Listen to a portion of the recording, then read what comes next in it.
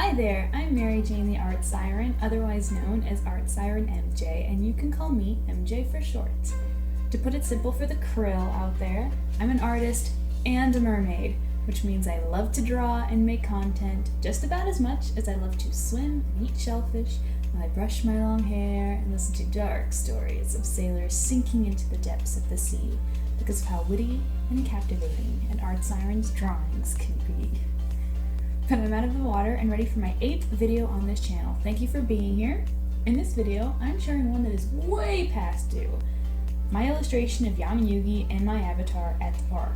I'll also tell you a story of a super nice guy who I knew when I was little that made my Yu-Gi-Oh experience that much better.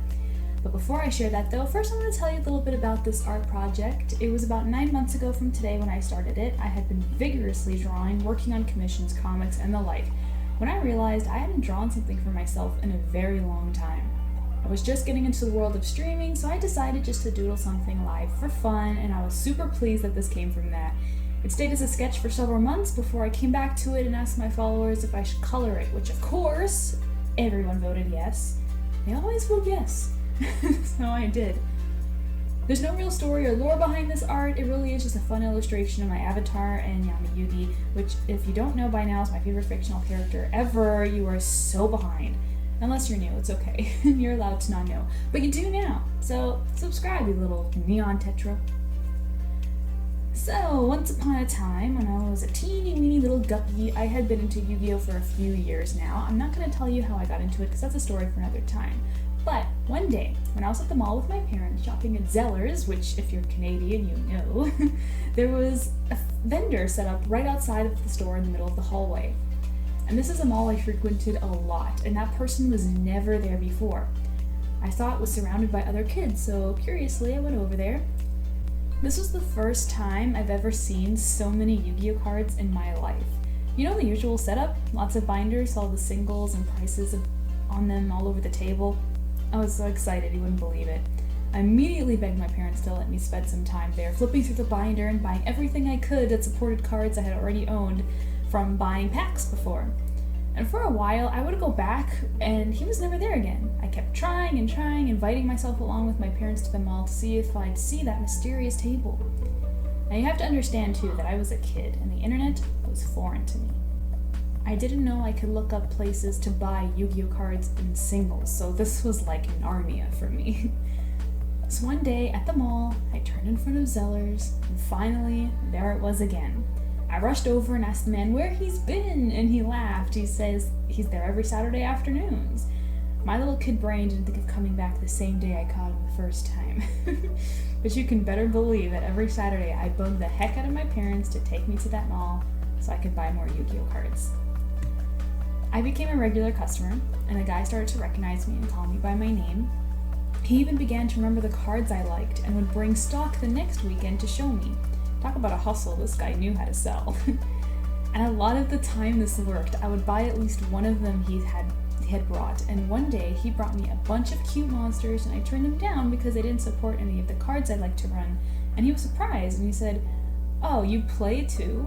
I thought you were just a collector." I assumed he thought because a lot of the cards I liked to play were pretty, and I was probably one of his only female customers. And you know, sometimes I would go to him looking for a specific card I saw in the show, and only to be disappointed to hear that they didn't exist yet. I wanted to buy the Eye of Timaeus over a decade before it existed as a card, and sometimes the cards I saw on Google Images that I wanted were fan-made, and my child brain couldn't tell the difference, so that was confusing. He broke it to me gently though, with a deal, so it was fine. He was super nice. He would even remember cards I liked that he didn't have and say, "Oh, I'll check with my guy," and bring them in the next weekend or the weekend after, keeping them behind the table with my name on them, and he only would put them out in the binders for sale for others if I chose not to buy them. I felt like his favorite customer, and it made me feel very special. I had a lot of good memories there. A lot of my favorite cards I still use today were bought from him. But the day I remember the most that really made me remember this guy forever was this. He knew that at the time my favorite cards were the Harpy Ladies, and all I could talk about was collecting them all, as few as there were at the time, including Harpy's Pet Dragon. And at the time, the card had only been printed once. It was rare and very expensive as a single. They didn't have a copy, and I accepted that for weeks. But one day, when he saw me coming from Zeller's, he waved over and said he had a surprise for me.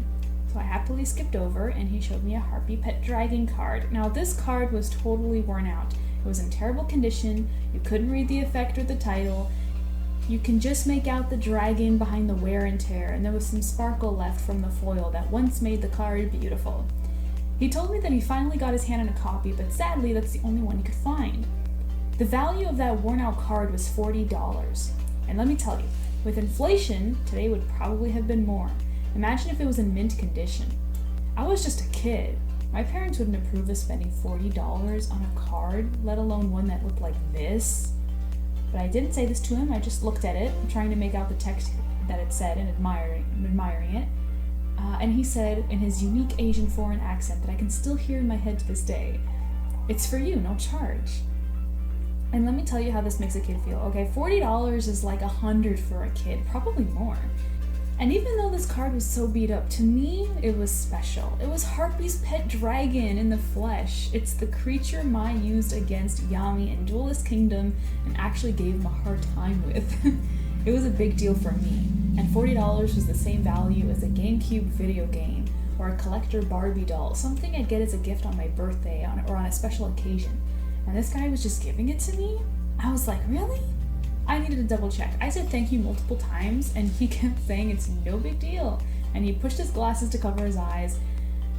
But to me, it was a big deal. And it impacted me a lot. I wish I could tell you that I still knew the guy and visited him at the mall every Saturday. But sadly, life isn't like that. Unfortunately, business wasn't booming, and he started to come unpredictably either Saturday or Sunday. Anytime I caught him, he told me that he started vending at other locations because the mall wasn't doing it anymore. So he comes whenever he can spare the time. And sadly, my parents weren't willing to go with me every Saturday and Sunday, hoping he might be there. So I stopped going as often. If I happened to be at the mall on the weekends, I'd always go by and see if he was there. A lot of the times he wasn't, but when he was, I always said hello and bought some cards. I remember the last time I saw him was exactly 2 years after the consistent Saturday thing stopped. I was 13 in my last year of elementary school, and I happened to be there with my mom when I saw him.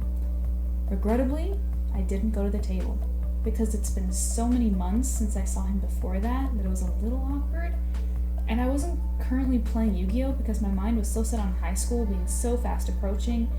So when we saw each other, I just waved with a smile as I walked by, and he smiled back and waved back, and that was the last time I saw him.